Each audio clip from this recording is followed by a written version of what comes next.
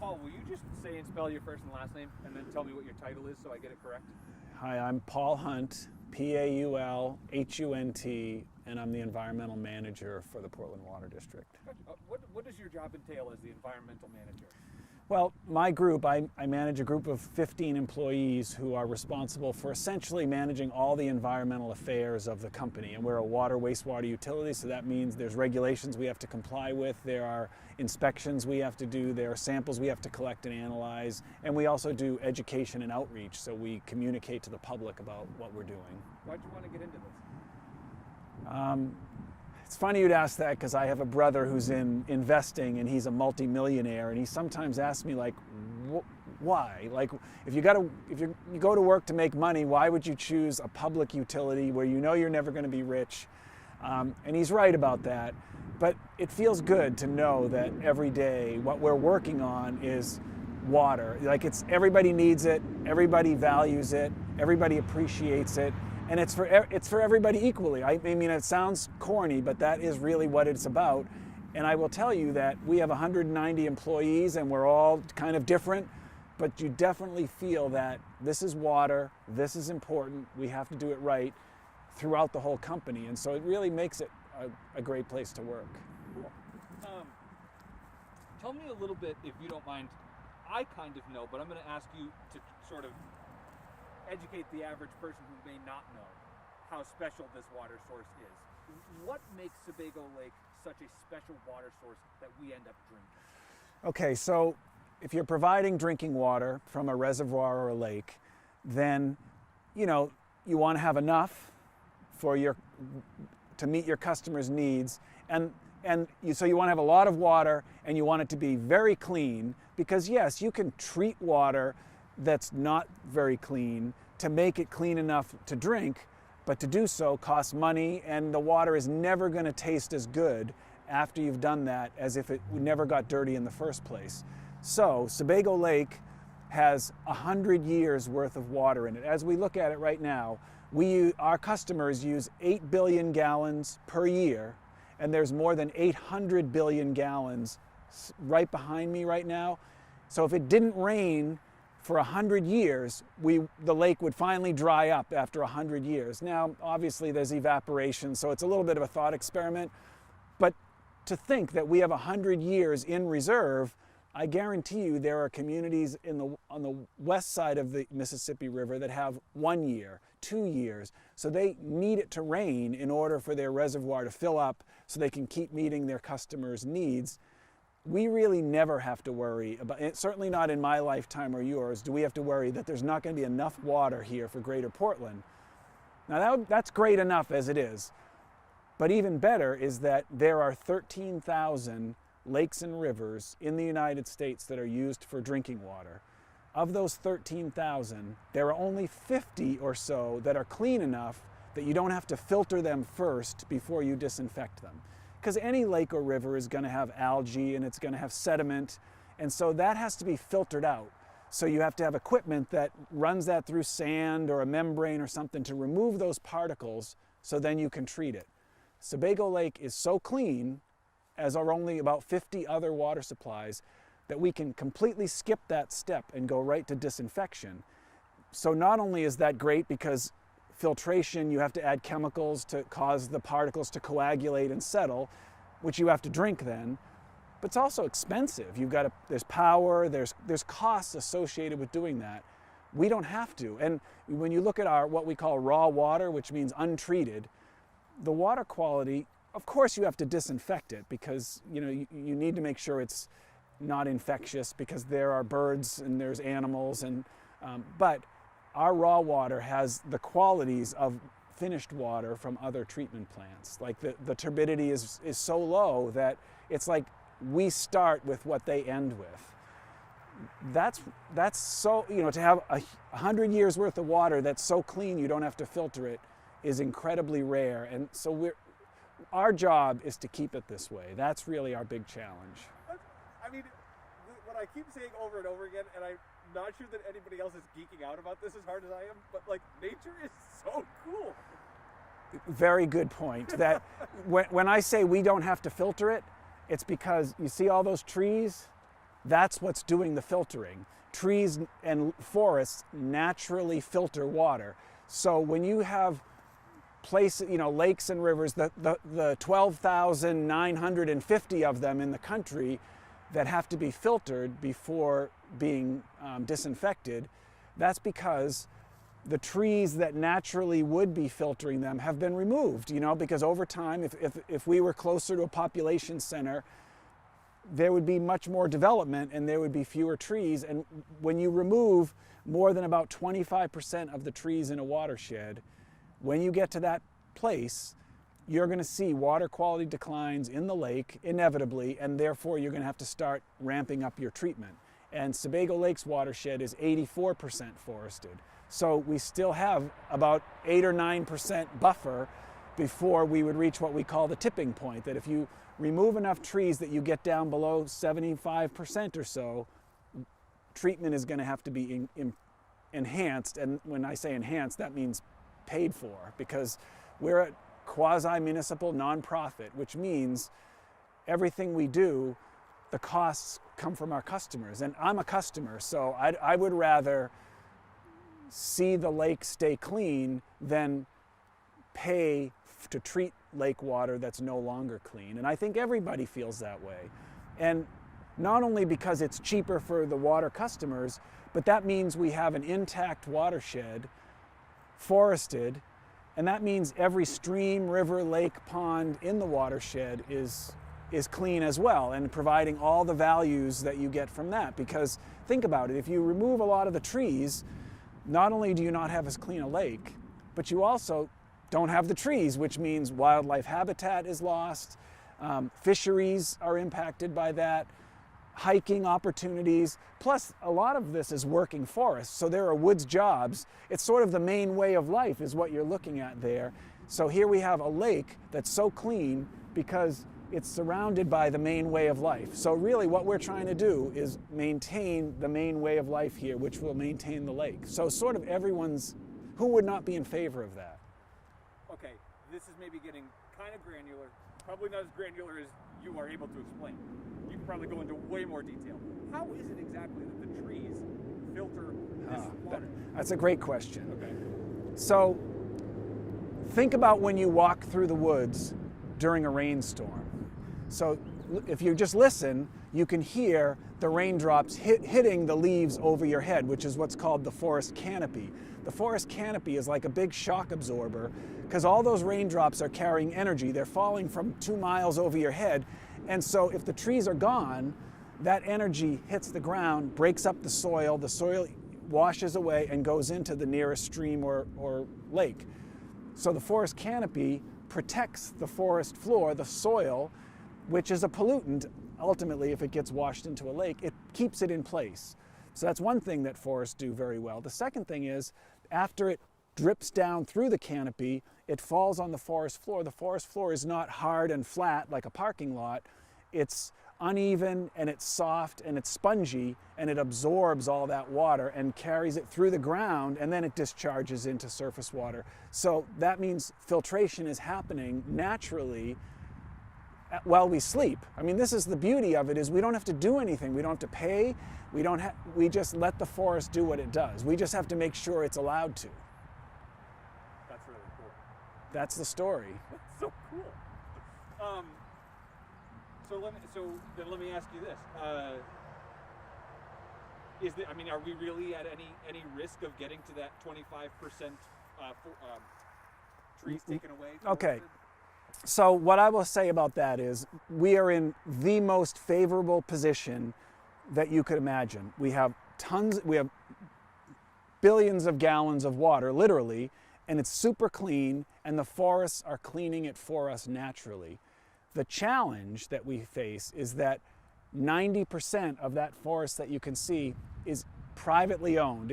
In other words, it's not owned by, there's the state park, there's some White Mountain National Forest. That's never going to be, the trees are never going to be cut down there.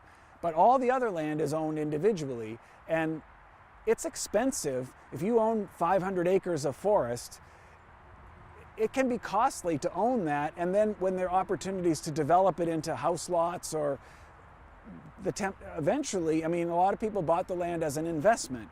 So what we hope to do is to make it feasible, help make it feasible for people to keep the land forested. How do you do that? Well, land trusts do this all the time. They provide funding so that landowners can either put an easement on their land, which means I still own it, but I promise I'll never cut down the trees, and then my tax rate goes way down because I'm not going to develop it. Or sometimes people just choose to sell the land to the land trust, which then keeps it forested. So Sebago Clean Waters is a partnership of 10 nonprofit organizations, including the Portland Water District, who raise money to help landowners who want to keep their land forested. And so far we've conserved 6,000 acres. We just got a federal grant that will allow us to conserve 10,000 more. So that's 16,000 acres over about a 20-year period. Our goal is to conserve 35,000 acres over about a 20-year period. So this is a big step in the right direction. The federal grant that we got is a big step in the right direction. So when you say, are we in imminent danger of reaching the tipping point? We're really not, but you don't want to wait until you start to see declines in lake water quality and then try to act. Better to conserve forest as there's going to be development as well. So if they're happening apace, if properties are being developed but land is also being conserved, we feel that's the recipe for a healthy watershed, a healthy lake long term. So 35,000 acres you guys are aiming to conserve over 20 years. How many acres total are we talking about around Sebago Lake? The Sebago Lake is surrounded by 235,000 acres. So it's about a 15% increase from where, right now about 10% of the lake watershed is conserved forest, and our goal is to bring it to 25%, which still means there will be 75% of the watershed will still be privately owned land, which could be developed. And so some have said, well, wait a second, if the tipping point is at 75%, what good does it do to stop at 25%? And my answer to people who ask that, it's a valid question, is if we can get to 25% as a community, as a state, at that point, it'll be time to say, well, do we go further or do we stop here? And you might say, well, why, if you stop there, aren't you doomed? Well, if your doctor says to you, you should drink 8 glasses of water a day and you should run a mile every day, and you say, you know what, I can drink 4 glasses and I can run every other day, your doctor is not going to say, that's a bad move, don't do it. He or she is going to say, please do that, you'll be much healthier. It doesn't mean you've done everything that's been recommended, but you've certainly put yourself in a much healthier place. If we can get the watershed to be 25% conserved forest, I'll sleep better at night knowing that the lake is much better protected than it was when we arrived here. Gotcha. Do you think, generally speaking, people take good care of the lake, the private landowners, the recreators? That is an excellent question, and the answer is, I don't have to speculate. There's the proof. 90% of the land that drains to Sebago Lake is privately owned, and it's one of the 50 cleanest water supply lakes in the country. So that proves that what people are doing on the land around Sebago Lake is good for, they're managing their forest well. It's just that if your goal is to be a water supply for the next 100 years, 200 years, 500 years, which there is no replacement for Sebago Lake, we should do more as a society, as a state, to make sure that the forest stays this way. And as I say, if we can move from 10% conserved to 25%, we are in such a stronger position to ensure that for future generations. What are the types of things that people need to be mindful of? Can you hear me? Mm-hmm. What are the types of things that people need to be mindful of to make sure, you just said that this is not replaceable. What do people need to be mindful of besides that fact? Going about their daily life? Well, there's plenty of development that already exists around Sebago Lake. There are hundreds of spectacular properties. There are businesses, water dependent and otherwise. And as I say, the proof is that the condition of the lake is proof that we can have multiple uses and still clean water. What it means is, you don't necessarily want to remove all, if you owned this property and your house was there, leave some of the vegetation along the shoreline, because that's sort of the last filtration that happens before runoff reaches the lake. And for the most part, that's what we see. Is you don't see golf courses right along the shore. You see most of the native vegetation along the shoreline is there. So being mindful of that, and whenever development is done, whenever roads are constructed, which they need to be, we have to live here. It can be done in a way where runoff is shed to the woods as opposed to directed right to the lake. And it's been done as time goes on and more people move here and more roads have to be built and more houses have to be built. There's a way to do it to make it more lake friendly, and it's not like unknown how to do that. You just have to commit to that. And the towns around the lake, we work with all 7 of the towns that border the lake, and they're very mindful of that. Didn't Sebago Clean Waters just make a big purchase of some of the land around here, like within the last 2 months or so? It was, in the last year, the largest conservation transaction by Sebago Clean Waters took place. The property is called the Tiger Hill Community Forest, and it has all of the features. I mentioned to you that this benefits everybody, not just the water supply. Tiger Hill Community Forest is 1,400 acres. It's now owned by the Loon Echo Land Trust, protected by a conservation easement. It's a community forest, meaning the town of Sebago has a committee made up of citizens of the town who decide how the land will be managed. And so it's a perfect combination of protection and use, and the decisions about how it will be used are made by the community that it's in. Gotcha. And those groups have the lake's long-term future in mind, right? They're not talking about developing the land, right? Right. Well, the easement says it always has to be a forest, but then how the forest is used, how frequently trees are, there's going to be sustainable harvesting of trees, but the community will decide how that's done. They will manage that in the community by a group of citizens who live in the town. This is their home, and that's really a really important component of Sebago Clean Water's goal, is that the communities that these lands are in will be involved in their long-term protection. I'm sure you're familiar with by now, I probably don't have to explain to you, the Maine Brew Shed Alliance. Mm-hmm. You heard about this? I know all about them, yes. What do you think about that concept that these brewers have said, okay, this is a pretty important resource to us, but we really need to be active in preserving it? Okay, so one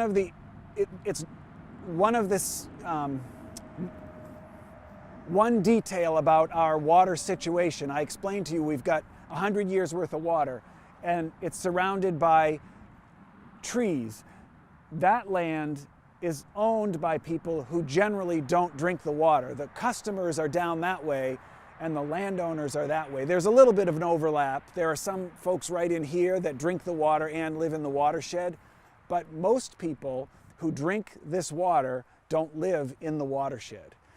So the Brew Shed Alliance works with the breweries that are using the water with the goal of helping to protect the water that makes up the beer that they're making. And so Sebago Clean Waters has an even larger goal, which is all the businesses, all the individuals who are drinking this water have a vested interest in keeping it clean.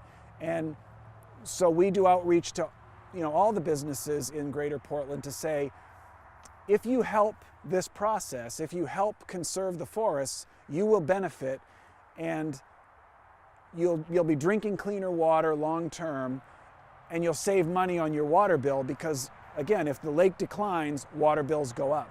And there are a number of businesses, in addition to many of the breweries, and you've already mentioned them, there are other businesses who are also contributing money and social media presence and other things to help get the word out, because they have a vested interest as well. Do you think the others, obviously the breweries have been pretty environmentally conscious, active, the ones that are part of the alliance. Have you found that the other small businesses that you're talking to are equally as environmentally conscious? It's interesting you'd ask that, because when we began doing outreach, when I say we, I'm talking about Sebago Clean Waters. when Sebago Clean Waters started reaching out to the business community in Greater Portland, the thinking was, well, let's talk to the large water users like breweries. And yes, they are an important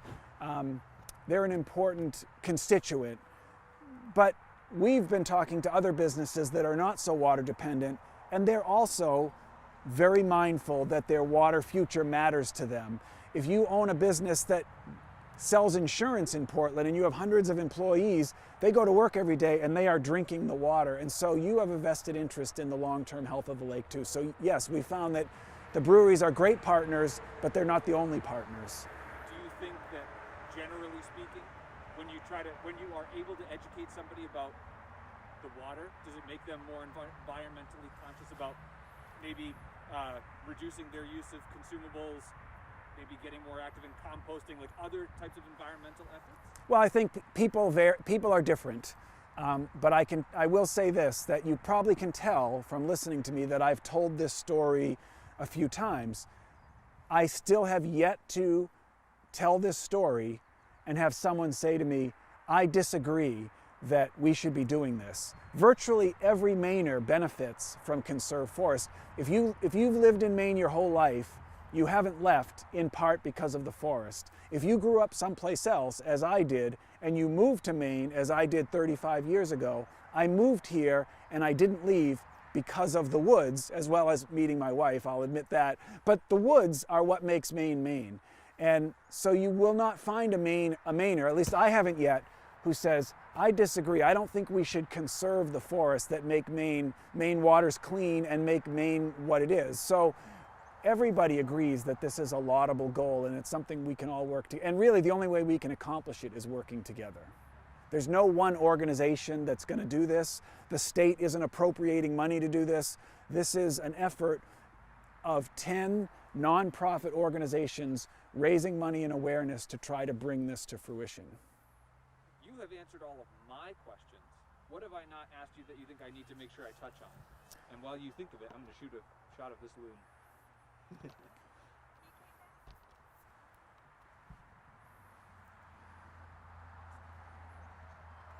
So what I would say, and I can wait until you get your shot. Oh, no,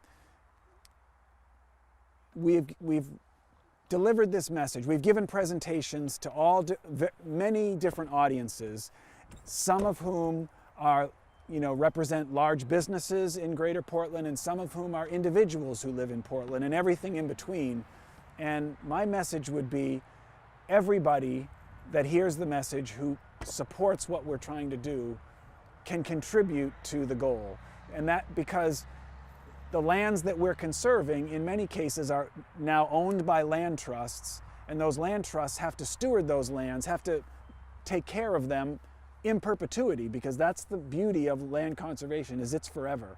So land trusts are nonprofit organizations whose responsibility now is to protect these forests forever. And that takes money. And so by joining the land trusts that operate in the Sebago Lake watershed, 3 of whom are the Loon Echo Land Trust, the Western Foothills Land Trust, and the Mahoosic Land Trust. There are others, but those 3 make up the bulk of the land that is the watershed. By visiting their lands, by joining, by volunteering to help them steward the land, you're contributing to this larger goal. So sure, it benefits us when a large brewery or a business contributes money to the cause, but anybody can contribute in big and small ways, and that's really the way it will work. I think you have. I hope I haven't missed anything. Is there something I should have followed up? Do you think I'm missing anything? I thought you were thorough. I didn't even have to ask you that many questions because you just. I've told the story a few times. People can go on Sebago Clean Waters and donate, right? Right. Maybe I would add that last thing, is that if you're hearing this message and you want to help protect Sebago Lake for this generation, your kids' generation, and your grandchildren's generation, go to SebagoCleanWaters.org, learn about the effort, and there's a button there to donate. I appreciate very much the opportunity to do this. It means a lot.